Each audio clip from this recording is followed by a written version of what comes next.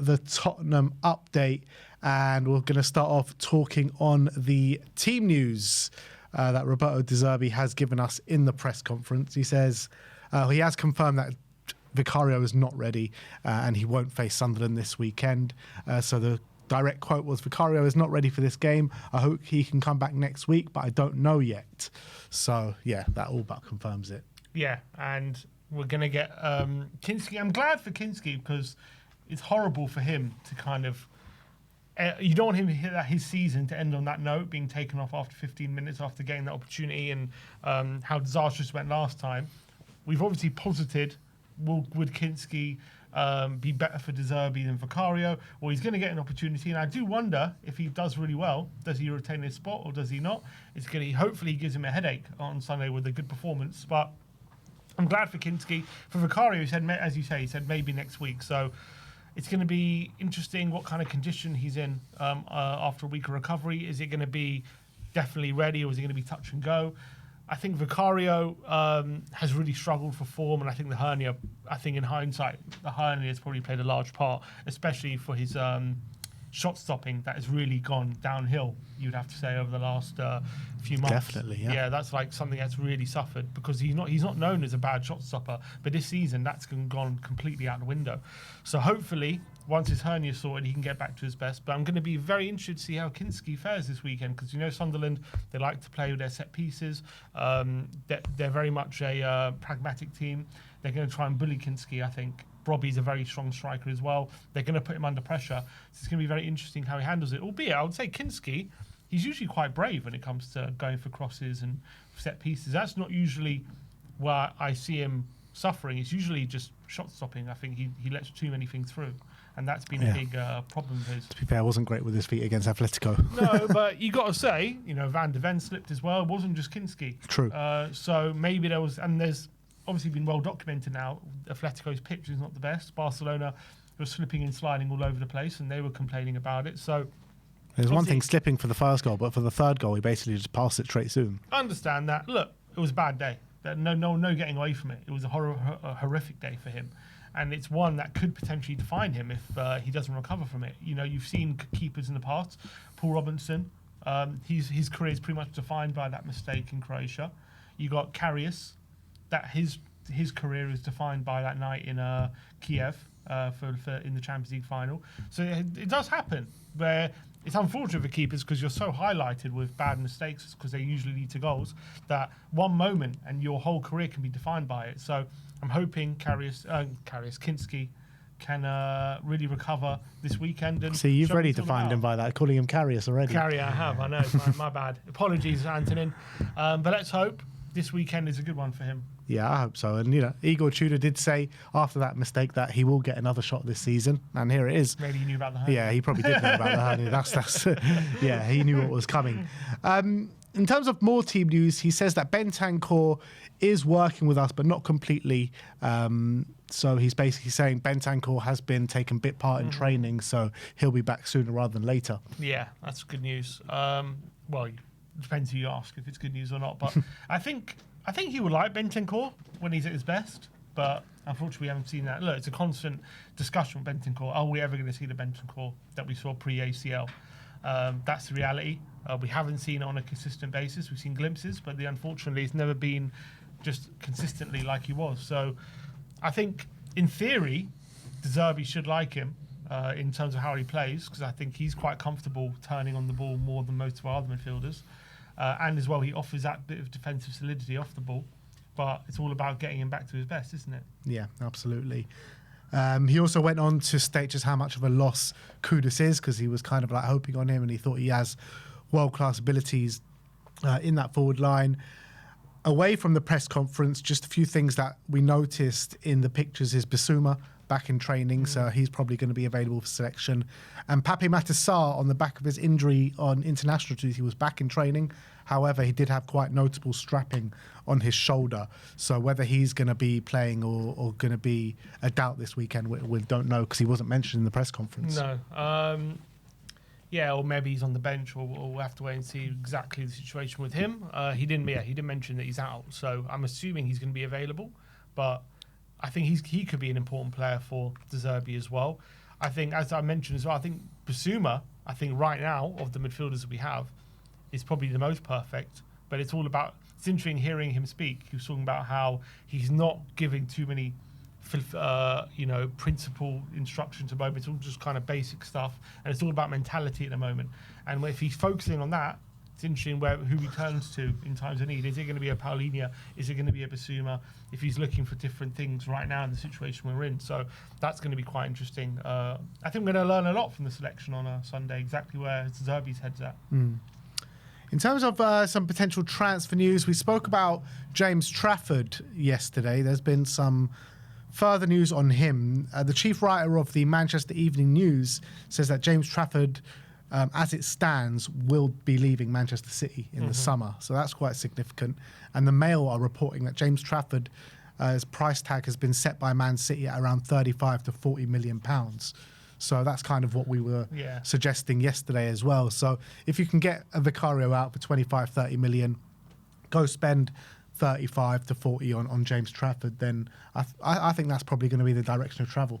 Yeah, I think he'll probably be our first choice. Obviously, other ones for Bruggen and Roofs, I think, have been, the Sunderland keeper, have been posited as well, suggested. Obviously, maybe Robin Roofs will have a bit of a trial this weekend because coming up against Zerbi, and he's had a very good season, hasn't he? And he's quite young. So he's one I think a lot of people are looking at. I think Trafford, there probably is going to be more competition for him than the other ones. So whether, obviously it depends what division we're in. If we go back down, I don't think he's spending another season in the Championship, Trafford. But if we stay up, you're probably looking at potentially Newcastle. I wouldn't be surprised if Villa look at him because Emi Martinez tried to leave last summer. Will he try to leave again? I think there'll be a few clubs looking at him. So it's going to be more difficult, but hopefully De Zerbi has some pulling power. Yeah, it's interesting with James Trafford because you would think that he's probably the future England number one, isn't he? You're looking at Pope there, not getting any younger. You've got obviously Jordan Pickford, who's been number one for years, but he's not getting any younger. You'd think probably James Trafford is the next in line, isn't it? Yeah, you've got Dean Henderson, he's probably in competition with. Obviously, Ramsdale is there, but he's not really convinced. Ever since his early days at Arsenal, he's not really convinced, is he? He's lost his place to Raya. He's never been, then went down with Southampton. And potentially, James Trafford, we could bring in the future England number one. Yeah, I think a lot of players, when you come to Tottenham, I think you know there's going to be a lot more attention on you. So I think there's always a bit more of a pathway to England when you're at Tottenham rather than a lot of other clubs. So I think that definitely plays in our favour. But I think for Trafford himself, he's going to have to be playing regularly in the Premier League if he wants that number one spot. And I think Tottenham is a good location. But then again, I think if Villa or Newcastle come in, I think they're also, especially if they're in Europe, would also be good locations for him as well. Yeah, it's very true. Very, very true. But it looks like he's definitely on the move this summer. Yeah. Let's talk about Andy Robertson. I thought we had potentially heard the last of it when Thomas Frank had left the club. However, Paul Joyce yesterday says that Tottenham remain interested in Andy Robertson, and one of the several clubs alerted by the news he'll be available on a free this summer. And David Ornstein dropped the bomber earlier today, saying that Tottenham are in pole position to sign Andy Robertson this summer, subject to retaining their Premier League status. The 32-year-old fully focused on Liverpool, so nothing finalised, and also interest from Europe. But Tottenham are the leading contender to do a deal if they avoid relegation. I was similar to you. I thought with Frank gone and wherever, now we've got Zerbi, I didn't think we were going to revisit this. But then I was thinking, when he was at Brighton, he did sign James Milner. So he definitely values, even an older head with a bit more experience for, Brighton were full of younger players and inexperienced players in the Premier League. And I think definitely Milner helped the group when he was at Brighton. And I think Milner's a bit different because he's very versatile, can play in a few different positions, whereas Robertson is purely a left back. So he's competing in one position, whereas Milner, I think, could fill in a few things, gives him a lot more value. But I think he liked having that experience around. So maybe he's looking at Robertson thinking, we could do with someone like that in the dressing room. I think similar reasons why we were saying under Frank. I also think, in a weird way, not being in Europe probably makes a bit more sense to have someone like Robertson, because I think if we were in Europe and we're having to play every 3 days, and then let's say we have a doggy and he gets injured, and then Robertson's only left back, and he's playing every 3 days. I think that's a big problem, because I think him at his age, from what we've seen, I think he's struggled for consistency. He can't really get those big performances out the bag on a regular basis anymore. But now we're not going to be in Europe. We're now playing, mostly one game a week, with some hopefully some domestic cup games in between. If a doggy does get injured, I'm less worried about Robertson stepping in and playing one game a week than I would be if he was having to play 2 or 3 games a week and burn himself out. Whereas maybe even at his age, 1 game a week he might be able to be all right in that situation. And it'll probably be a short-term contract, a couple of years, give a bit of competition to a doggy, hopefully be able to give a doggy a rest if he's still a number 1 left back. And he's still quite competent. I know he hasn't been at his best this season, but he also has put in some good performances. He's not completely finished.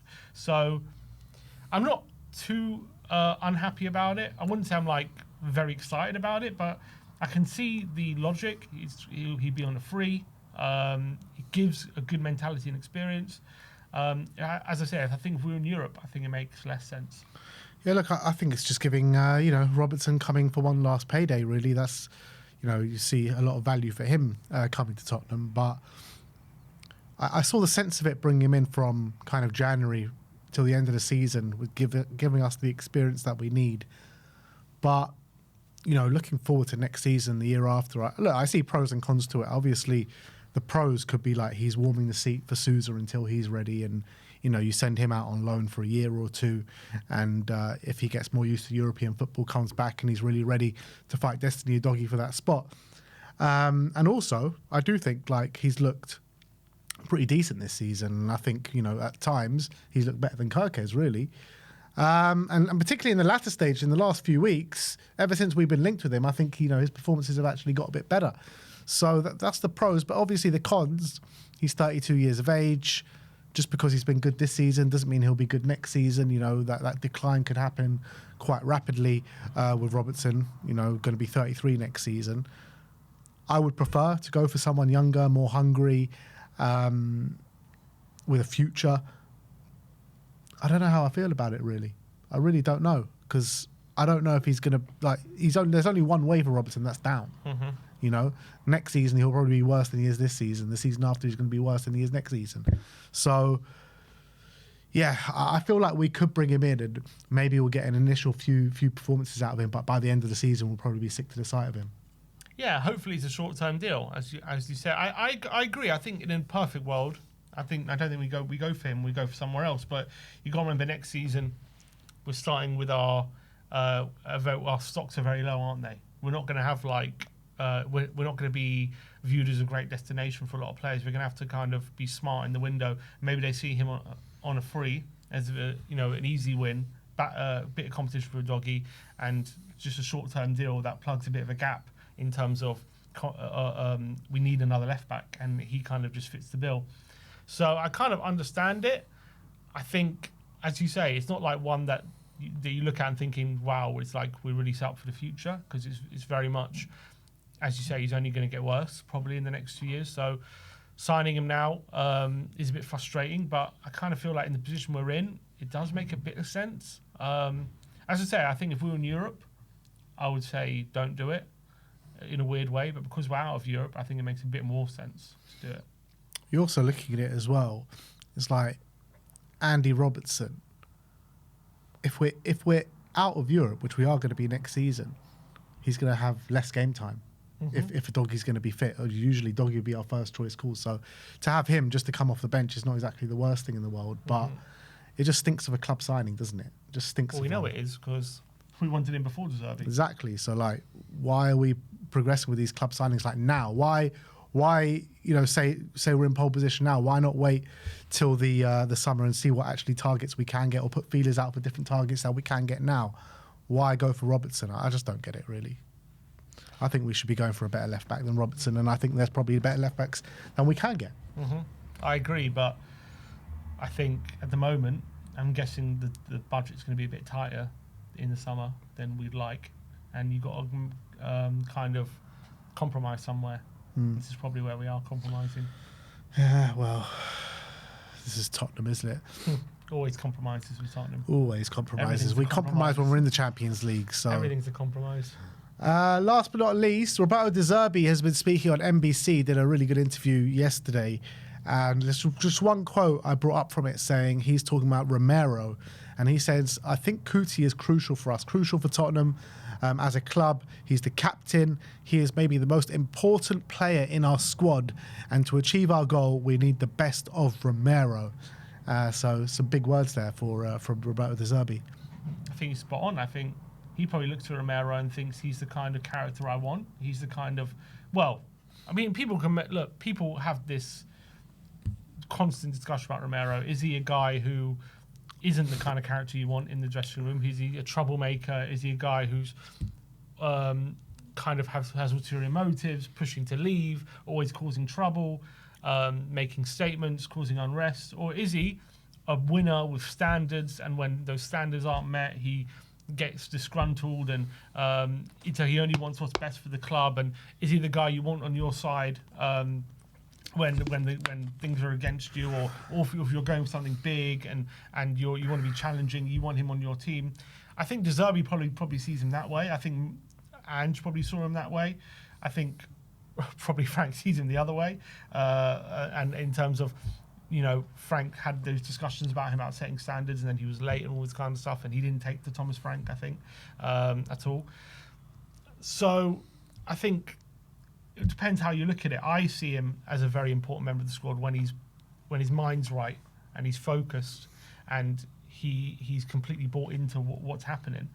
I think he is probably our best player and probably the most important player we have, and he has the captain's armband, and I do think he's got the potential to kind of drive everyone up. But we haven't seen that anywhere near enough this season, especially probably since January time. It's been really, really well. There was a period, wasn't he? He was saving us, and then probably after that, it's been woeful, and he's had too many lapses in concentration, and he's made public statements which argue can cause unrest. So I think he's a very important player. I'd love one manager to just get him right, get his head right, get his head screwed on, and get him bought into what we're doing.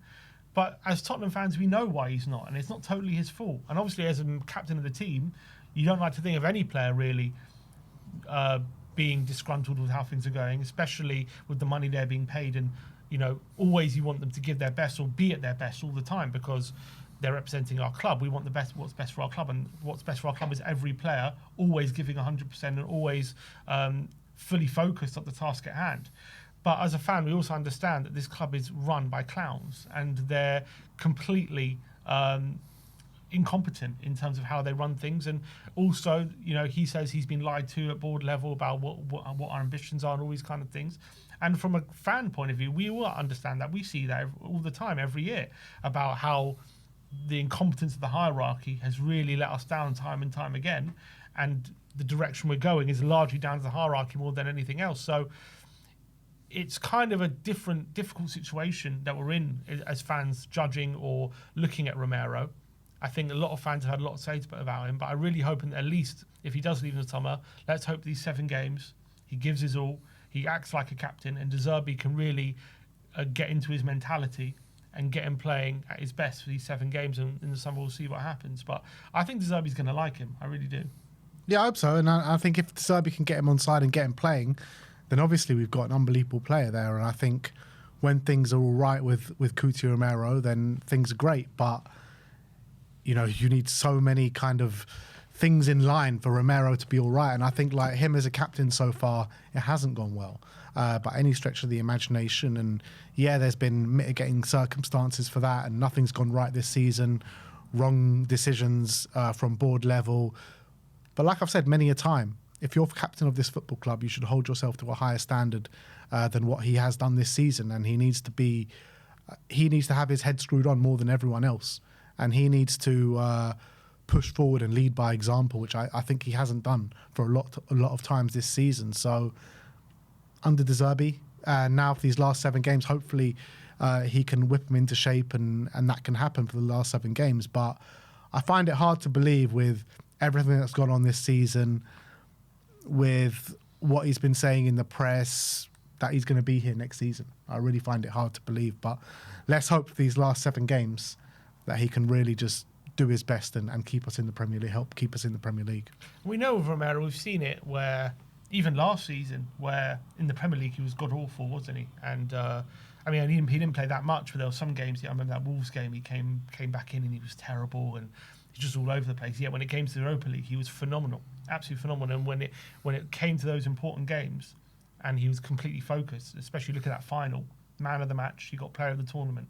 And I think we know Romero, and hopefully he proves it in these last 7 games when it's really crunch time here, that he can really step up. But, you know, people would argue if he'd stepped up before, we wouldn't be in this situation. I mean, you know, you could argue that, but let's just hope Zerbi can get into his mentality. And I think we know Romero can step up when we need him to. Yeah, he's a big game player and he's a big moments player, but he's not built for relegation battles and to be in this side of the league. And the club isn't, I don't think. The club isn't. I mean, not many players in our squad is built for it, but he is the captain and he needs to kind of help drag everyone out of this situation. And like Zerbi said, he's one of the most important players at the club, and he needs to hold himself to a much higher standard than everyone else does at the captain of this football club. So we'll see how it progresses. Look, he's going to be captain, obviously, for the rest of the season, and we'll see how he hopefully he leads by example now. With Roberto Zerbi at the helm, because I'm sure Zerbi's had a long old chat with him to really try and get his head right. Also, The Independent says that the Tottenham players feel that Zerbi have given them their best coaching in years. I mean, I think we've heard that about twice this season. They are going to be Thomas Frank playing came like in. prime Barca on Sunday. Just you watch. It's interesting. I mean, we've obviously heard a lot of this PR kind of stuff coming out since Zerbi's appointment, and as we discussed it yesterday, it's common. You hear this when a new manager comes in. You know, fresh ideas. Wow, they've been blown away. They said it about all the managers. So I'm not surprised that they've said it. They're saying it now about Zerbi.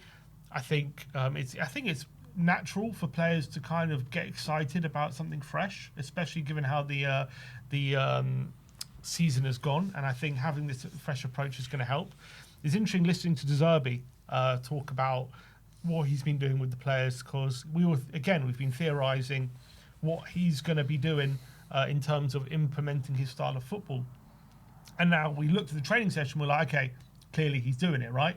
Press baiting, all this kind of stuff that we saw in the training sessions. But he was asked about it in his press conference and in that NBC interview, and he said he doesn't have enough time to instill too many principles in the team.